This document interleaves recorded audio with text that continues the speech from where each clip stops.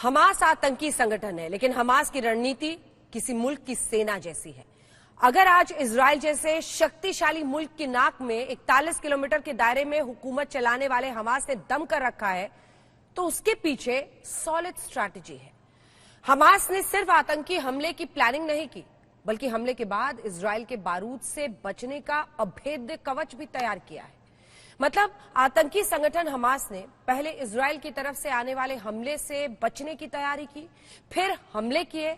ऐसा क्यों, समझने के लिए आपको गाजा पट्टी में हमास के अंडरग्राउंड दुनिया में लेकर जरा चलते हैं। नाम याह्या सिनवार, पहचान आतंकी संगठन हमास का नेता।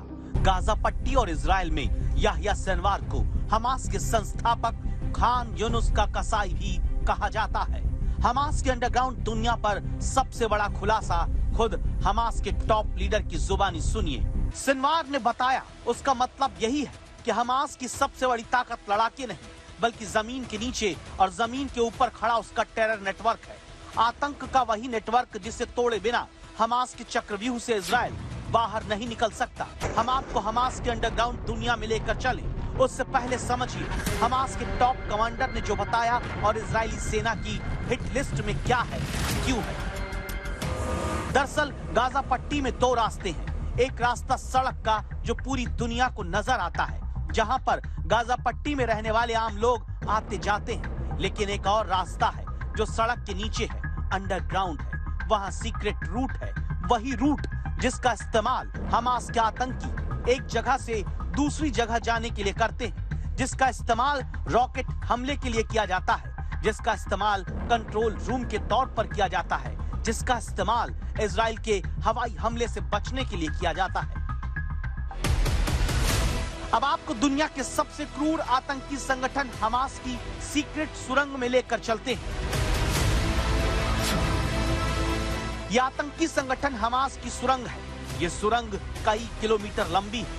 आप देख सकते हैं, पत्थर से सुरंग बनाई गई। इजरायली सेना के मुताबिक इसी सुरंग का इस्तेमाल आतंकवादी हथियारों की सप्लाई और खुद को हमले से बचाने के लिए करते हैं। चौंकाने वाली बात यह है कि सुरंग को गाजा के रिहायशी इलाके में बनाया गया है, ताकि आम लोगों को ढाल बनाकर इजरायली सेना के हवाई हमले से हमास के आतंकी बच सके। ये तस्वीर इजरायली सेना ने ही जारी की है। आप देखिए, the Islamic university of Gaza के आसपास आतंक की टनल बनाई गई। इजरायली सेना का आरोप है कि आतंकी की टनल का एक दरवाजा यूनिवर्सिटी में भी खुलता है। और अब ये दूसरी तस्वीर देखिए। दावे को माने तो बच्चों के स्कूल के आसपास हमास ने सुरंग का नेटवर्क खड़ा किया।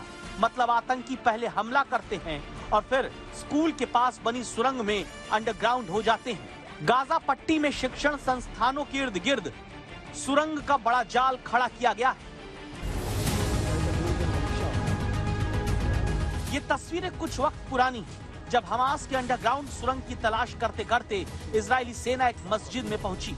मस्जिद के बेसमेंट में एक स्टोर रूम दिखा और उसके करीब सुरंग का मुहाना। ये सुरंग का वही मुहाना जिससे आतंकी मस्जिद में छिपने के लिए आते थे।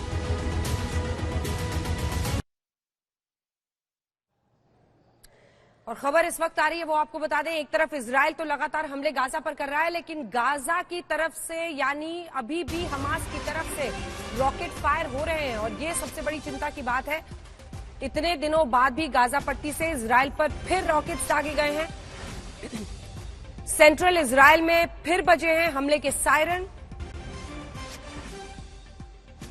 दूसरी तरफ गाजा पर लगातार इजराइल की तरफ से भी वार हो रहा है, उधर से भी बमबारी हो रही है और इधर गाजा पट्टी से भी इजराइल की तरफ रॉकेट हमले की खबर आ रही है। सेंट्रल इजराइल में सायरन बजे हैं। और अब आइए आपको दिखाते हैं गाजा पर इजराइल की ताबड़तोड़ बमबारी के बीच ईरान ने अब तक की सबसे बड़ी धमकी दे दी है। ईरान ने अब यह कह दिया है कि अगर जरूरत पड़ी तो वो सीधे इजराइल के तीसरे सबसे बड़े शहर हाइफा शहर पर मिसाइल अटैक्स करेगा। इतना ही नहीं, ईरान ने यह भी कह दिया है कि गाजा में उसकी बर्बरता का नतीजा यह होगा कि इजराइल दुनिया के नक्शे से ही मिट जाएगा। आइए देखते हैं हमारी ये स्पेशल रिपोर्ट। युद्ध के 18 दिन हो गए, गाजा पर इजराइल के हमले रुक नहीं रहे। गाजा में जिधर देखो तबाही का मंजर। राफा से खान यूनिस तक इजराइल की बमबारी से सब कुछ मलबे में तब्दील हो गया। लोग बदहवास लहूलुहान इजरायली कहर को देखकर अरब मुल्कों से गुहार लगाते हैं, पुकारते हैं कि कहां हैं अरब वाले, उनकी जान बचाने क्यों नहीं आते।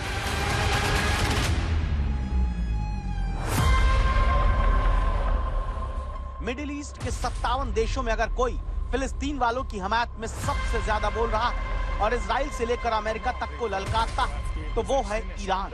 आपको बता दें कि अब ईरान ने इजराइल पर आक्रमण का प्लान बनाया। क्या है वो प्लान और इजराइल के कौन से शहर को टारगेट करना चाहता है ईरान, आज हम आपको ईरानी आर्मी के हवाले से पुख्ता जानकारी देंगे।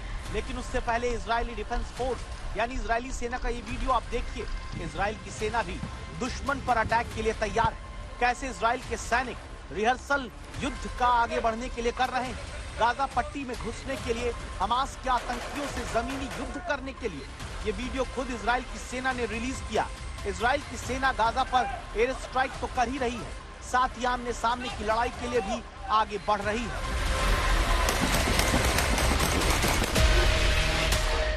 इजराइल के विदेश मंत्री को देखिए, अपनी सेना के साथ गाजा में जमीनी जंग कैसे करनी है उसका जायजा लेते हैं।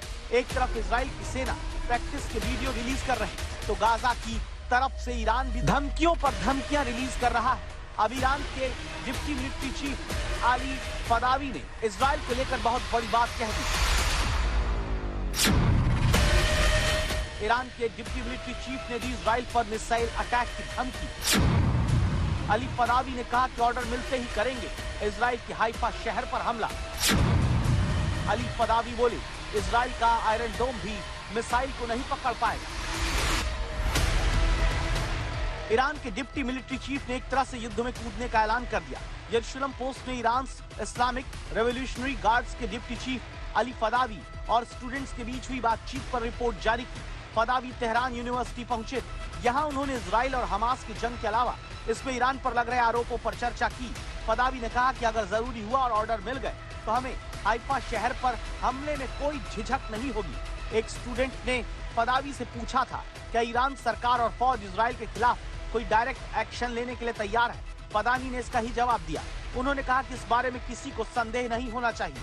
अगर जरूरी हुआ तो हम हाइफा पर सीधा हमला करेंगे। एक और सवाल के जवाब में अली ने इजराइल के iron dome missile defence system के बारे में बात की। कहा, आयरन डोम सिर्फ 30% कारगर है। सच है कि अमेरिका ने इजराइल को बनाया है ये अपनी सिक्योरिटी के लिए। अमेरिका खुद को महफूज महसूस नहीं करता, वो अपने हित के लिए इजराइल को भी दांव पर लगा सकता है। फदावी ने इजराइल को जंग के गंभीर नतीजे भुगतने की धमकी भी दी। ईरान के डिप्टी मिलिट्री चीफ ये भी कहते हैं कि जब तक इजराइल की तरफ से जुल्म और बर्बरता बंद नहीं होती तब तक उसे यही सब भुगतना पड़ेगा। उसका नाम दुनिया के नक्शे से मिट जाएगा। कुछ और इंतजार कीजिए, अभी इजराइल को और भी बहुत कुछ भुगतना है। आज तक ब्यूरो। ईरान की इन धमकियों का जवाब इजराइल से ज्यादा अमेरिका दे रहा है। अमेरिका ने यह भी कहा है कि ईरान न सिर्फ इजराइल के खिलाफ मिडिल ईस्ट के मुल्कों को भड़का रहा है बल्कि मिडिल ईस्ट में अमेरिकी ठिकानों पर हमलों की बड़ी साजिश भी रच रहा है। लेकिन ईरान को करारा जवाब दिया जाएगा। अब सवाल यह है कि ईरान किस बिना पर अमेरिका से टक्कर लेने पर आमादा है, तो इसके पीछे है रूस, क्योंकि रूस के विदेश मंत्री ने ईरान का दौरा भी किया है, जिसके बाद ईरान की धमकियां और तेज हो गई। ईरान ये भी जानता है कि इजराइल की मदद के लिए अमेरिकी भूमध्य सागर में युद्धपोतों के साथ खड़ा है और बाइडेन डंके की चोट पर कहते हैं कि अगर कोई भी इजराइल और हमास के युद्ध में कूदा तो उसकी खैर नहीं। बाइडेन की धमकी खास तौर से ईरान के लिए है। अमेरिका सुपर पावर है। ईरान सब कुछ जानते हुए भी गाजा के समर्थन में डटकर खड़ा है और देखिए कैसे अमेरिका को ललकारता है। अब आपको हम दिखाते हैं कि ईरान के हौसले आखिर क्यों बुलंद है। उसके पीछे है रूस। अब देखिए ना, जैसे ही रूस के विदेश मंत्री लावरोव सर्गेई ने ईरान का दौरा किया, फौरन ईरान के राष्ट्रपति इब्राहिम रईसी ने गाजा में हो रहे नरसंहार के लिए अमेरिका को दोषी ठहरा दिया। एक तरफ ईरान है तो मिडिल ईस्ट की तरफ से अब कतर ने भी गाजा में होते इजरायली बमबारी को लेकर अपने तेवर दिखाए। कतर ने कहा कि इजराइल को गाजा में बेगुनाहों की हत्या वाला खुला लाइसेंस नहीं दिया जा सकता। पिछले 18 दिन में युद्ध एक पल के लिए भी शांत नहीं हुआ। जिस तरह से हालात बने हैं, युद्ध थमता नहीं दिखता। दुनिया की नजरें गाजा पर टिकी है, साथ ही ईरान पर जमी है। क्या वाकई ईरान गाजा को बचाने के लिए इजराइल पर मिसाइल अटैक करेगा? और अगर ऐसा होता है तो अमेरिका फिर क्या करेगा? आपने देखा कि कैसे ईरान इजराइल पर मिसाइल अटैक की चेतावनी दे रहा है, तो कतर भी इजराइल पर सख्त रुख दिखा रहा है। आइए आपको सीधे इजराइल लिए चलते हैं। आज तक के रिपोर्टर शिवरूर वहां से ग्राउंड रिपोर्टिंग कर रहे हैं। आइए जानते हैं उनके पास क्या जानकारी है। इस युद्ध में अब तक के सबसे आक्रामक 24 घंटे रहे हैं। इजरायली रक्षा बलों का कहना है कि उन्होंने पिछले एक दिन में गाजा में हमास के 400 ठिकानों पर हमले किए हैं। इजरायली लड़ाकू विमानों ने न केवल हमास के रॉकेट स्थलों को बल्कि समुद्र की ओर जाने वाली एक बचाव सुरंग को भी निशाना बनाया है। कहा जाता है कि हवाई हमलों के इस बड़े दौर में हमास के कई सीनियर कमांडर मारे गए हैं, लेकिन याद रखें कि कतार और ईरान में नेतृत्व, हमास की नेतृत्व अभी भी बाहर बैठा है। एक प्रमुख विकास ये है, एक प्रमुख डेवलपमेंट ये है कि रेड क्रॉस की मदद से हमास द्वारा 2 और बंधकों को रिहा कर दिया गया है। अब गाजा में 210 बंधक बचे हैं, लेकिन इससे इजरायल की ओर से ये युद्ध धीमा नहीं होगा। दरअसल इजरायल गाजा में अपने हमले तेज कराने की योजना बना रहा है। लेबनान के मोर्चे के बारे में बात करते हैं। लेबनान के मोर्चे पर हिजबुल्लाह के विरुद्ध होने वाले हमलों की संख्या में भी स्पष्ट वृद्धि देखी जा रही है। मैंने कल बताऊं कि पूरा दिन वेस्ट बैंक और फिलिस्तीनी क्षेत्रों में बिताया, और मैं आपको बता सकता हूं कि वहां ऐसी भावना है कि वेस्ट बैंक के लक्ष्यों पर और भी हमले हो सकते हैं और होंगे भी। राष्ट्रपति बाइडेन, यूएस के राष्ट्रपति बाइडेन ने बार बार इजरायली फिलिस्तीन मुद्दे के शांतिपूर्ण समाधान का आह्वान किया है, लेकिन वह इस क्षेत्र में, इस रीजन में, अरब रीजन में अमेरिकी सैन्य उपस्थिति भी बढ़ा रहे हैं। जैसा कि हमने बताया है पहले भी, इजरायली सेना और विशेष बलों ने पहले ही गाजा में सीमित जमीनी हमला शुरू कर दिए हैं, और हमने भी देखा जब हम साउथ इजराइल गए थे 1-2 दिन पहले। हमें इंतजार करना होगा अभी और देखना होगा कि इसे कितने जल्दी एक बड़े जमीनी हमले में, एक ग्राउंड इन्वेजन में विस्तारित किया जाता है। युद्ध क्षेत्र से आप ग्राउंड रिपोर्ट देख रहे थे। एक और बड़ी खबर इस वक्त आ रही है। देखिए, अमेरिका लगातार इजराइल के साथ खड़ा है इस पूरी जंग में। वो धमकियां ईरान को दे रहा है, लेकिन इस बीच जो बाइडेन का बयान आया है, इजराइल हमास युद्ध पर जो बाइडेन का बड़ा बयान, फिलिस्तीनियों को लेकर बोले अमेरिकी राष्ट्रपति। उन्होंने फिलिस्तीनियों के सम्मान और आत्मनिर्णय के लिए प्रतिबद्ध है, यानी फ्री पैलेस्टीन का जो मुद्दा वर्षों से है फिलिस्तीनियों को लेकर, अमेरिकी राष्ट्रपति का ये बड़ा बयान इस जंग के बीच, जिसमें वो कह रहे हैं आत्मनिर्णय और उनके सम्मान के लिए, फिलिस्तीनियों के लिए हम प्रतिबद्ध हैं।